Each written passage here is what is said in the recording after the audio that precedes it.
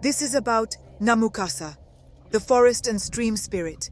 In the late 1990s, there lived a handsome and successful farmer known as Kibuku. He came from a lineage of rich and successful fishermen from Katosi, but did not find joy or love in fishing. Instead, he resorted to cultivation. No one, not even his relatives, could persuade him to fish. Kibuku was a generous and well-regarded bachelor. Single ladies and women from both far and nearby villages wanted him as their husband, but he showed no interest in any woman, no matter how beautiful or well-behaved they were. This led many villagers and neighbors to gossip, claiming that Kibuku was possessed by ancient spirits that prevented him from marrying or being intimate, just so he could cling to his wealth. One morning, Kibuku headed to the nearby stream to fetch water, but found himself lost after walking for hours.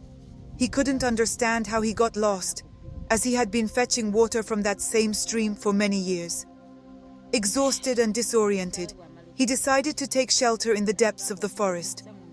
As he lay under a large tree with his jerry can in his arm, he gazed at the beauty of the forest, his mind drifting with many thoughts. Suddenly, he noticed strange movements and voices coming from the wind that rustled the trees and grasses. It felt as though the wind was calling out to him. Drawn to one direction, Kibuku began walking deliberately toward the source of the wind until he saw trails of blood. To his surprise, he came upon a woman dressed in gold and silk. She was unique, with sharp ears, a slender body, long black hair, and shiny eyes filled with courage and wisdom. Kibuku had never seen such beauty before. The woman lay weak on the grass, leaning against a fallen log, with cuts and bruises all over her body. Blood oozed from a deep cut on her lower abdomen. As Kibuku moved closer, he realized she was still conscious.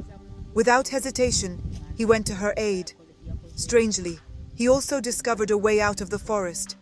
Kibuku carried the woman to a female herbalist in the village, whom he trusted to keep the secret of this mysterious woman.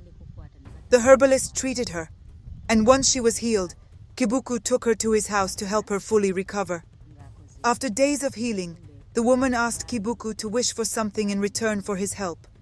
However, Kibuku declined, saying he only wanted to assist her. Touched by his kindness, the woman revealed her story. "I lost my home and every member of my family," she whispered. She introduced herself as Namukasa and told Kibuku how she escaped into the forest, where her life force was nearly drained. She then revealed that she was not human, but an ancient guardian of the forest. Kibuku was unfazed by her revelation and instead told her about himself. Their relationship grew from strangers to lovers. Namukasa, being the sole survivor and the last royal blood of her kind, decided to give love a chance during the few years she had left. Soon, they became intimate and had a baby girl. As a family, they spent most of their time in the forest, where Namukasa often found peace near the water stream, meditating to the whistling winds and the forest's quietness. One day, Kibuku visited his relatives in Katosi, leaving his wife and child at home. Namukasa moved to the forest for some peace.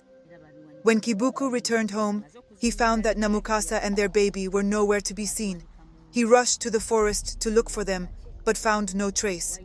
He searched the forest and the stream where he had first met Namukasa, singing songs in the hope of reuniting with them. He continued this for several years until he finally gave up and decided to return home. Upon returning to the village, Kibuku was shocked to find the villagers surprised to see him. They had been searching for him for years. It was then that Kibuku realized he had been in a lost world, and that what he experienced with Namukasa was nothing more than a figment of his imagination. Over time, this realization drove Kibuku mad, and he never returned to his senses.